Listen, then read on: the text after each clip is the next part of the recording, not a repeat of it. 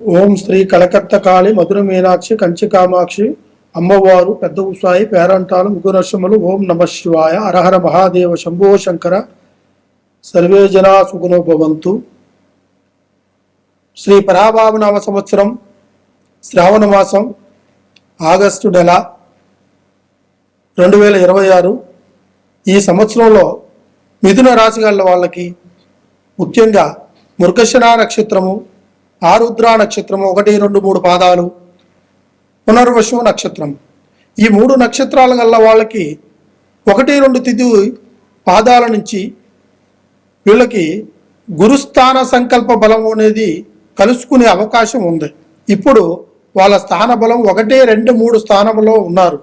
దాని నుంచి గురుస్థానానికి చేరుకొని తర్వాత వాళ్ళ ఆలోచనలు వాళ్ళ నడవడికలను బట్టి ఈ సంవత్సరంలో వాళ్ళు ఉద్యోగ రీతిలో ట్రై చేసిన జాబు పరంగా కావచ్చు, ప్రైవేట్ జాబ్ అయినా కావచ్చు, వ్యాపారస్తు చేయాలనుకున్నా కావచ్చు, మిగతా ఇంకా ఏ ఒక్క విషయంగా వాళ్ళు బ్రతుకు తెరువు గురించి ట్రై చేయాలనుకునే వాళ్ళు ఈ సంవత్సరంలో ఖచ్చితంగా వీళ్ళకి అనుగుణంగా జరిగే అవకాశం ఉంటుంది.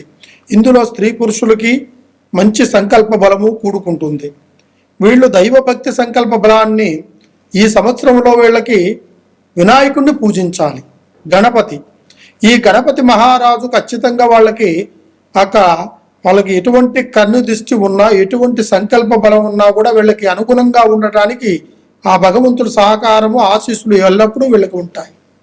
అదేవిధంగా వీళ్ళు ఉదయాన్నే లేచి సూర్య నమస్కారం చేసుకోవాలి. ఆ సూర్య నమస్కారం వల్ల వీళ్ళకి ఆయురారోగ్యము, అష్టైశ్వర్యము, భోగభాగ్యాలు కూడుకొని వీళ్ళ భవిష్యత్తులో ముందు అవకాశాలు వచ్చే అవకాశాలు ఉంటాయి కంపల్సరిగా. అదేవిధంగా ఈ రాశి వాళ్ళలో ఎక్కువగా మనస్తాపితానికి గురై ఉంటారు. పెళ్లి కాని వారు కావచ్చు, పెళ్ళైన వాళ్ళు కావచ్చు, భార్య భర్తల మధ్యలో కావచ్చు, లేకుంటే ఉద్యోగ రీతిలో కావచ్చు, లేకుంటే ఫ్రెండ్స్ ద్వారా కావచ్చు, కొన్ని అనుకోనున్న పరిస్థితుల్లో అస్వస్థితికి గురైపోయి కొద్దిగా మానసికంగా వీళ్ళు నలిగిపోతుంటారు.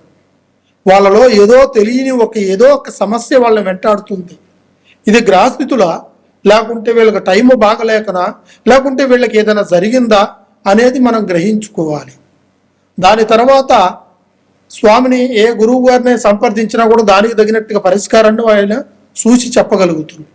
కానీ మీలో ఏంటంటే మీరే ఆలోచించుకుంటూ బాధపడుతూ మీలోనే వర్ణించుకుంటూ పోతే సమస్యకు పరిష్కారం దొరకదు.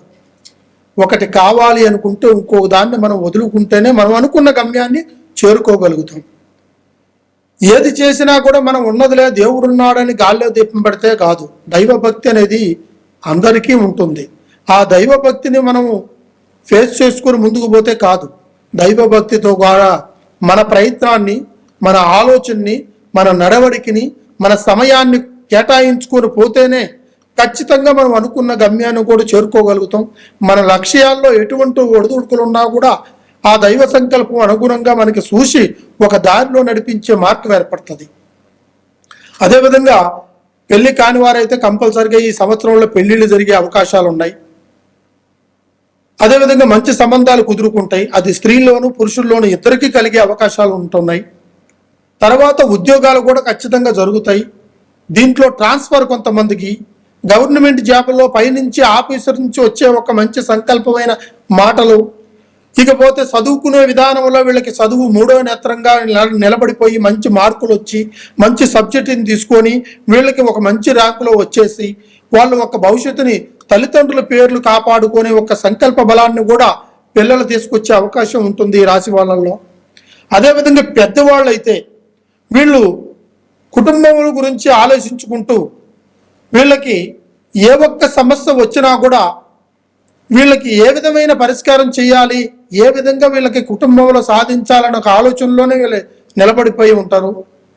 సమస్య వచ్చింది కదా అని మనసి నిరసన పడకూడదు. దాన్ని సాధించాలి, ముందుకు దక్కించుకోవాలి, దాన్ని ఏ విధంగా ఆ గండాన్ని మనం వైదొలిగించుకోవాలి అనే ఒక లక్ష్యాన్ని మన మనసులో పెట్టుకుంటే మన సమస్యకి పరిష్కారం దొరుకుతుంది. డబ్బు నిలకడగా ఉంటుంది. ధనాన్ని సంపాదించేసి దాని తర్వాత ధనంతో పాటు మనకు భగవంతుడిచ్చిన గుణాన్ని మనం కుటుంబ ప్రయత్నంలో సాధించుకొని రేపు భవిష్యత్తులో నిలబెట్టుకోగలుగుతాం. అదేవిధంగా ఆరోగ్యాన్ని కాపాడుకోగలుగుతాం. బంధుమిత్రులను కూడా మనం అనుసరించుకోవాలి ఈ సందర్భాల్లో. అదేవిధంగా బంధుమిత్రుల ద్వారా కొంతమంది సలహాలు చెప్తే ఆ సలహాలను కూడా తీసుకోవాలి. మనకే తెలుసు కదా మనం అనుకోకూడదు.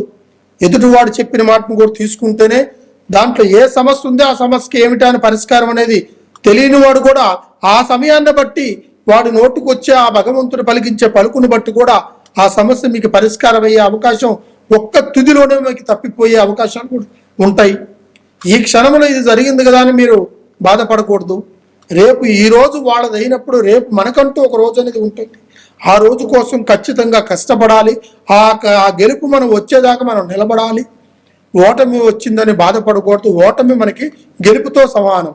అదేవిధంగా మీకు కొన్ని సమస్యలు ఉంటాయి. అవి చెప్పుకోలేని పరిస్థితిలో మీరు సైలెంట్గా కుటుంబంలోనూ బాధలు పడుతూ ఏ సమస్యలతోనూ కుమిలిపోతుంటారు. ఈ రాశి వాళ్ళల్లో ఎక్కువగా గ్రహస్థితులు, చెడు గ్రహాలు, చెడు దోషాలు, నవగ్రహాలు ఇలాంటి కొన్ని ఇబ్బందులు కలిగే కొన్ని దోష ఫలితాలు ఉంటాయి. వాటికి సంబంధించినట్టుగా ఫలితాలని పరిష్కారం చేసుకోవాలి.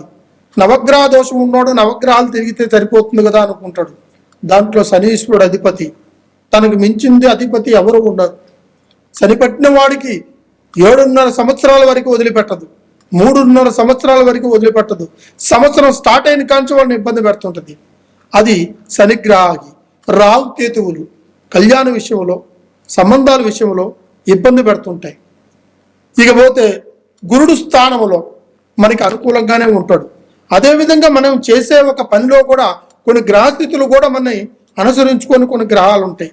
ఈ గ్రహాలు కాకుండా కూడా పంచభూతాలు కూడా మనల్ని శాసించే అవకాశాలు ఉంటాయి.